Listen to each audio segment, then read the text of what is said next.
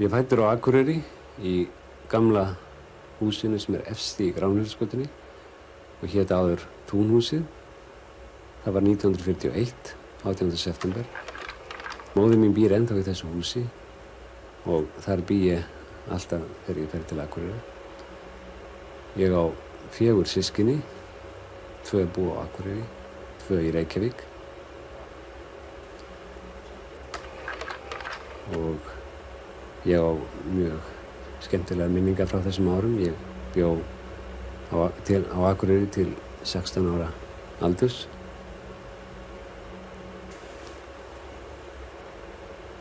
Gamla húsið, það eitt af þessum vinalegu gamla húsum sem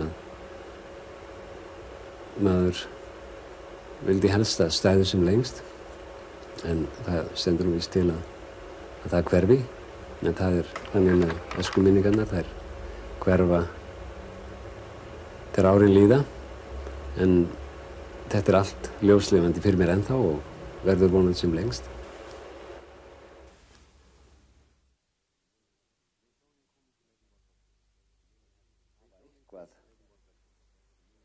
Við hjónin komum til Edinborgar 1977. Mér minnir að það hafi verið 1. maí. Þegar við komum hérna á Vegalíðsstöðina með 2 töskur og son okkar, Almar. Ég var komin hingað til að taka við starfi í nýrri kammerhljómsveit, skosku kammersveitinni.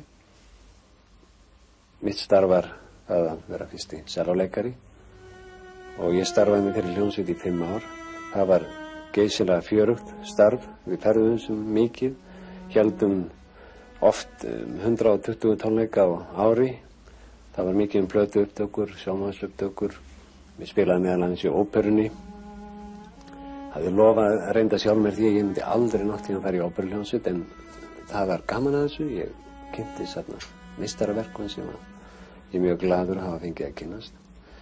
Nú, allir þeir hljómsveitastjórar og einleikara sem komu þarna, þeir hafðu geysilega mikil áhrif á mann. Þetta var mikil reynsla og ég lærði feikilega mikið á því að vera meðlimur þessari hljómsveit. Þykir mjög vænt um hana og hef reyndað samband við hann ennþá. En svo ákvað ég að hætta eftir ég var búinn að vera hann í 5 ár, því að ætlunin var alltaf að taka upp þráðinn þar sem frá var horfið í London. Það er að segja að halda áfram að semja, að reyna að spila kannski meira kammermúsík og fara eigin leiðir. Og til þess að hafa eitthvað fast þá fékk ég mér, eða var mér boðin kennsla við akademíun í Glasgow, Konunglega akademíuna, og þar kenni ég einu sinni í viku. Svo stofnaði ég tríó með 2 góðum mönnum sem kennti við Mondrian, málaran, og við höfum okkar tónleikaseríu hérna í Queen's Hall og leikum svo víða Skotland og meiningin að fara í ferðalög erlendis í framtíðinni. Ég vil taka upp plötur og svo framvegis. Það mikil gróska í þessu tríói. Hann fór 2 í heimsferðalag eins og til Ástralíu og Nýja-Sjálands. Og hann hefur farið til Ameríku og þessi 2 ferðalög þau endist í 6 vikur.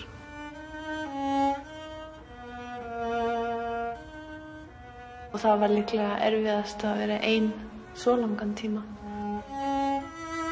Svo maður venst þessu og býr við þetta og það er ekkert erfitt að sætta sig við þetta. Það er gaman að taka þátt í því sem hann er að gera og ég hef mikinn áhuga í því sem hann gerir. Gaman að fylgjast með. Í skóla þá fann ég strax hvað ég hafði gaman að því að teikna og mála. Og það frelsi sem maður fékk strax í þeirri grein átti vel við mig. Í öðrum greinum þá fór maður eftir texta, bara blaðsíðu af blaðsíðu, og kennarinn virtist kenna þetta eins ár eftir ár. En í myndlist þar var allt í einu frelsi. Þar var ekki hægt að kenna neitt ákveðið. Það var ekki hægt að leiðbeina mönnum. En það var eins og leiðin væri svo víð. Möguleikinn svo miklir. Það var ekki verið að horfa aftur í tímann, heldur fram á við.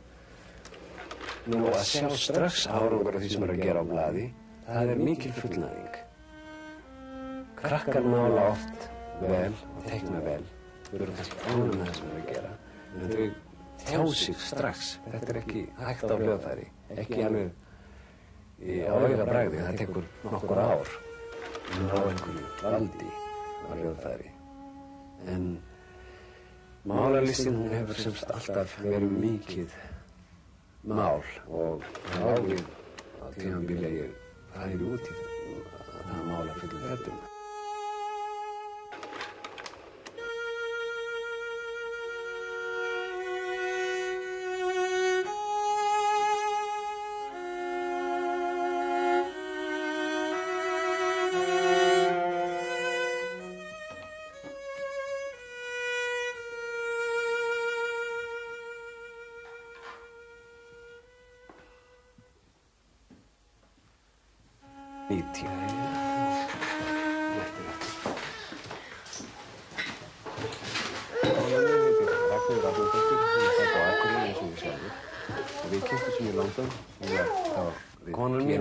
Ragnheiður Árnadóttir, hún fædd á Akureyri eins og ég sjálfur hér í Edinborg og við kynntumst í London sem var duglegur kennari við píanónám.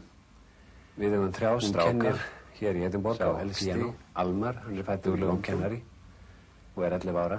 Við höfum 3 stráka, síðan fæddist Andri, elsti, Almar, hann fæddur í London seinna, hann 30 ára og 11 ára. Svo nýlega síðan fæddist Andri sem töluvert löngu seinna, hann 30 ára og svo nýlega Stefán Sölvi sem 1 árs.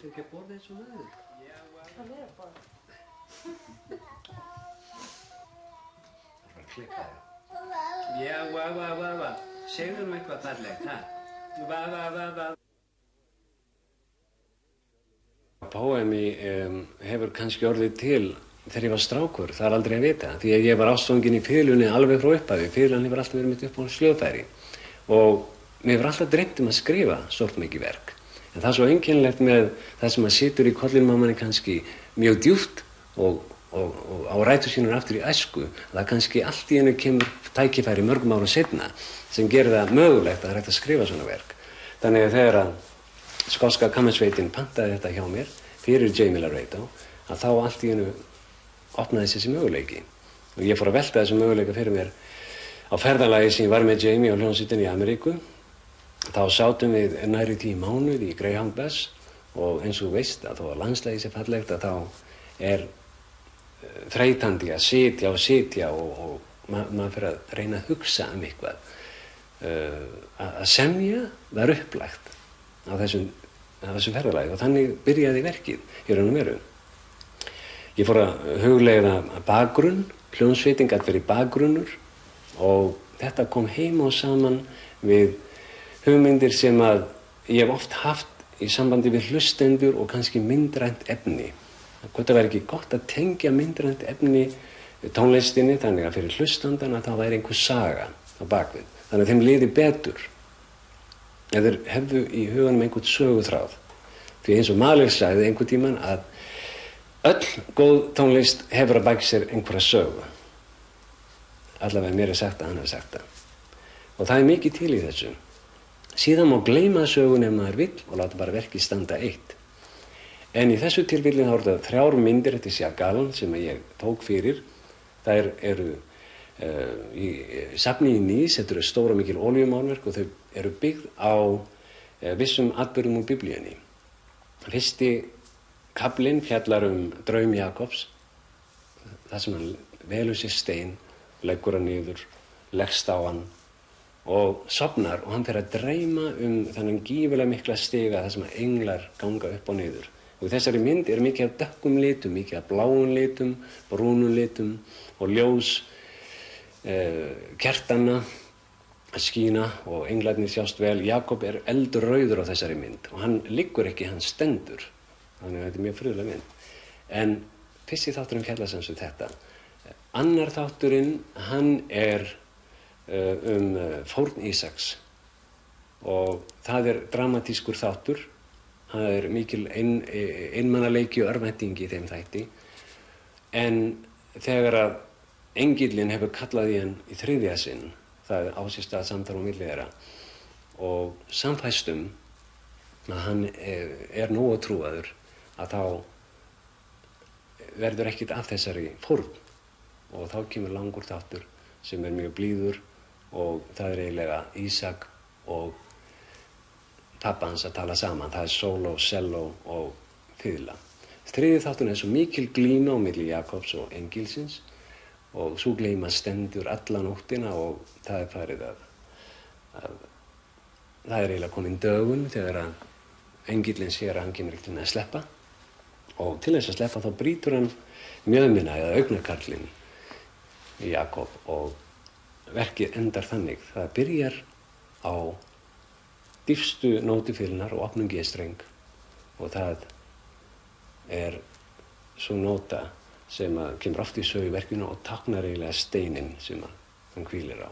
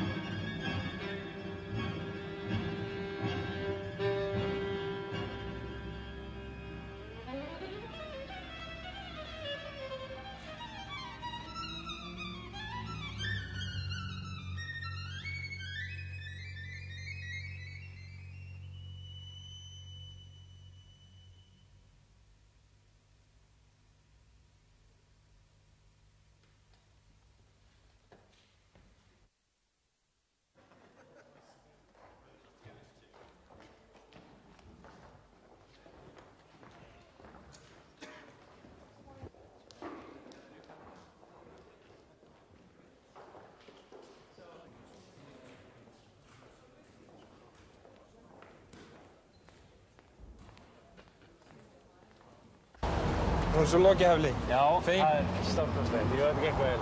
Jamie stóð sér vel. Var það erfið ákvörðun, Hafli, að snúa sér að tónskáldskap svona einverðungu? Já, óneitanlega var það erfið ákvörðun. Hún var að byltast í mér lengi og ég þurfti náttúrulega að undirbúa þetta. En ég var alveg ákveðinn í því þegar að ég stofnaði mitt heimili hér að leið og ég hefði einhverja möguleika á því að hætta í föstu starfi að þá myndi ég gera það. Og við stefndum alltaf að því. Hvenær tókuð þessu ákvörðun? Já, ég var alveg ákveðinn í því að losa mig úr hljómsveitinni eins fljótt og mögulegt væri. Því að tíminn líður og tónsmíðar þurfa mikinn tíma og það verður að taka þetta ákveðið skref. En maður ætlar að láta eitthvað að sér kveða á þeim vettvangi. En ég hef ekki lagt sjálfið til hliðar eins og þú veist. Þú spilar í tríónu og þú kennir? Já, ég kenni einn dag í viku, þar að segja á laugardögum. Þá fer ég tek hérna lest á Waverley stöðinni og fer ég út í Glasgow. Það tekur klukkutíma, það er ágætisferð. Síðan kenni ég 6 nemendum, hoppa svo upp í lestina aftur og kem mér heim.